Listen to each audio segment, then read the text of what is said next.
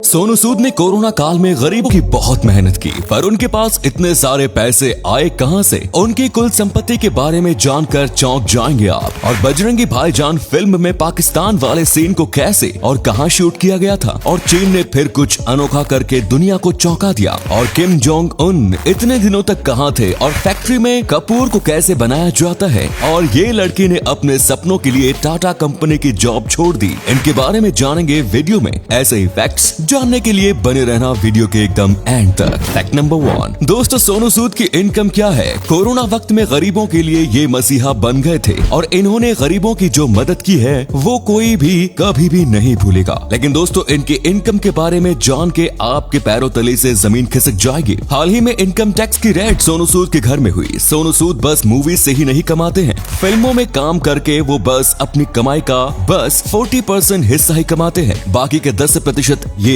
Advertisement में acting करके और किसी प्रोडक्ट के आइकॉन बन के कमाते हैं। और आप नहीं जानते होंगे, पर सोनू सूद मूवी के प्रोड्यूसर भी हैं, और उनकी मूवी भी उन्हें काफी अच्छी खासी अर्निंग करके देती है। पर ये सब तो इनके इनकम के बस 55% हिस्सा है। तो अब आप सोच रहे होंगे कि बचा हुआ 45% हिस्सा वो कहां से कमाते हैं। दरअसल ये बहुत कम लोग जानते हैं, पर सोनू सूद के बस मुंबई में ही नहीं बल्कि भारत में कई बड़े बड़े लग्जरी होटल्स हैं। हर एक स्टेट में इनका एक लग्जरी होटल है, जिसके चलते ये 130 करोड़ के संपत्ति के मालिक है। क्या आप ये बात जानते थे? कमेंट्स में जरूर बताएं। नंबर 2, बजरंगी भाईजान एक ऐसी मूवी थी जो कि सलमान खान की मोस्ट ब्लॉकबस्टर मूवीज में से एक थी। आपने ये तो देखा ही होगा कि उस मूवी के 50% सीन पाकिस्तान के हैं। तो क्या उसको शूट करने वो सच में पाकिस्तान गए थे? अगर आपको लगता है हाँ, तो नहीं गाइस, आप गलत हैं। दरअसल इन सीन को शूट करने के लिए इंडिया में ही पाकिस्तान बनाया गया। हाँ गाइस, आपने बिल्कुल सही सुना है। 500 मीटर जितनी जगह में इंडिया में पाकिस्तान का सेट बनाया गया था, और ये जगह थी राजस्थान के मंडावा डिस्ट्रिक्ट की।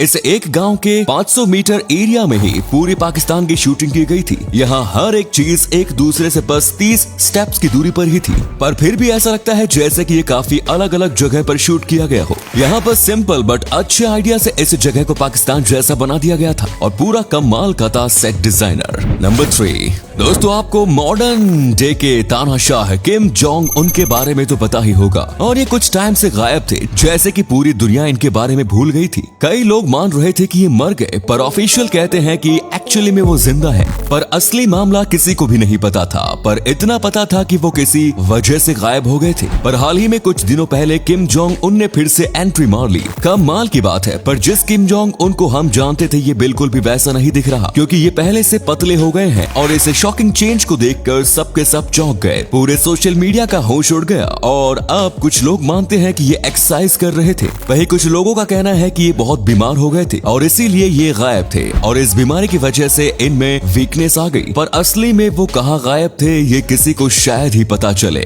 नंबर 4, दोस्तों अभी हम आपको एक ऐसे व्यक्ति की कहानी सुनाने वाले हैं जिसे सुनने के बाद आपको लगेगा कि आप कितने ज्यादा गिफ्टेड हो। इनका नाम है देव मिश्रा। ये शुरू से ही ज्यादा अमीर घर से नहीं थे, और इसीलिए ये काम की तलाश में मुंबई आए थे। और फिर एक बार काम के सिलसिले में जब ये बेंगलोर जा रहे थे, तभी इनको स्टेशन पर धक्का लगा और ये ट्रेन के सामने आ गए, और कुछ ही पल में इनके पैर इनके शरीर से अलग हो गए। ये 3 घंटे तक पटरी के बाजू में पड़े रहे, और इनकी कोई भी मदद करने नहीं आया। फिर करीब 6 घंटे बाद ये हॉस्पिटल पहुंचे, और तब तक डॉक्टर ने कहा कि इनका ऑपरेशन अब नामुमकिन है। पर इनकी माँ ने कहा कि मैं ऑपरेशन करवा के रहूंगी, और इनकी माँ ने कर्जा लेके ऑपरेशन करवाया, और ऑपरेशन सक्सेसफुल हुआ। पर इनका पैर हमेशा के लिए चला गया। पर इन्होंने हार नहीं मानी, इन्होंने बहुत मेहनत की, और अब ये सोशल मीडिया पर काफी पॉपुलर हैं। लोग इनको बहुत सपोर्ट करते हैं, और कई लोग इनके जिम रूटीन के फैन हैं। कई लोग जिन्होंने इनकी मदद की है उसमें से एक है फराह अली खान, और आज काफी खुश हैं। जिंदगी ने इनसे कुछ लिया तो बदले में कुछ दिया भी। नंबर 5, हर एक आदमी घर में अगरबत्ती और कपूर, ये 2 चीजें ऐसी हैं जो कि आपको मिल जाएगी, क्योंकि कपूर भारत में काफी ज्यादा इस्तेमाल किया जाता है। तो आखिर कपूर बनता कैसे है? अगर आपने कभी ये सोचा है तो आपको जवाब मिलेगा।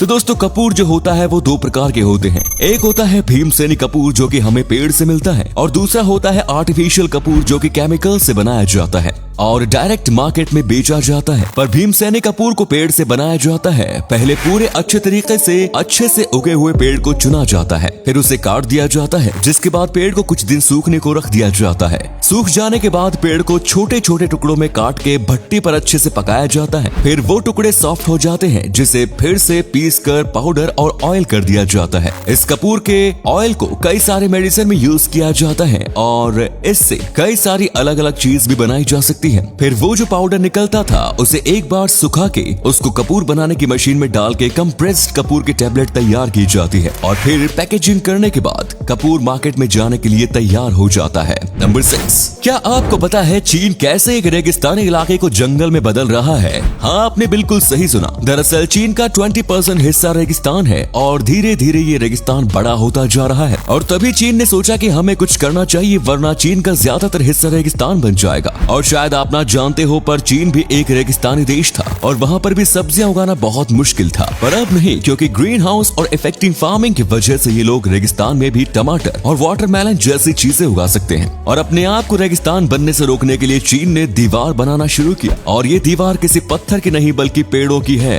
ये प्रोजेक्ट को कंप्लीट होने में और 25 साल लगेंगे और इसको जल्दी कंप्लीट करने में चीन की पॉपुलेशन ही उसकी मदद कर रही है। चीन में रूल है कि सबको 3 पेड़ लगाने हैं या 3 पेड़ डोनेट करने हैं वहाँ लगाने के लिए, और लोग ऐसा कर भी रहे हैं, जिसके चलते पिछले कई सालों में रेगिस्तानी इलाके जंगल बनते जा रहे हैं और 2050 तक चीन में अभी के मुकाबले 3 गुना ज्यादा पेड़ होंगे। ये ट्री वॉल की वजह से अभी से ही फर्क दिख रहा है। सैंडस्टॉर्म अभी से ही कम हो गए हैं। नंबर 7, रिस्क है तो इश्क है। ये डायलॉग तो आपने सुना ही होगा। अगर आपको अलग करना है तो रिस्क तो लेना ही पड़ता है। जैसे ही गीतांजलि राजामणि जी ने लिया, इन्होंने काफी अच्छी कॉलेज से ग्रेजुएशन किया, जिसके चलते इन्हें टाटा कंपनी में काफी अच्छी पोस्ट पर नौकरी मिल गई। पर इन्हें बचपन से ही खेती और पेड़ पौधों में इंटरेस्ट था और इन्हें अपना कुछ करना था, तो इसीलिए उन्होंने टाटा जैसी कंपनी की जॉब छोड़ दी और अपने आइडिया से फार्मिंग रिलेटेड स्टार्टअप शुरू किया। इसमें इसके पति ने इनको बहुत सपोर्ट किया, जिसके चलते इन्होंने एक ऐप डेवलप किया फार्मिजन नाम का, जिसमें आप ऑनलाइन अपने लिए सब्जियां उगवा सकते हैं जितने भी लैंड में आप चाहो उतने में, और आप चाहो तो कभी भी अपने खेत पर जाके देख सकते हो और काम भी कर सकते हो। और सब्जियां तैयार होते ही आपके घर पर किसान डिलीवरी भी कर देगा। आप जितने टाइम चाहो उतने वक्त के लिए लैंड को भाड़े पर ले सकते हो। इस ऐप के 100,000+ यूजर्स और किसानों को भी ऐप के साथ जुड़ते बहुत फायदा हुआ और इनकी कंपनी फार्मिजन 30 करोड़ से ज्यादा का टर्नओवर करती है और इसीलिए मैंने कहा था रिस्क है तो इश्क है। तो दोस्तों, वीडियो अच्छा लगा तो लाइक कर दे। ऐसे ही वीडियोस देखते रहना चाहते हैं तो पेज को फॉलो जरूर करें। धन्यवाद।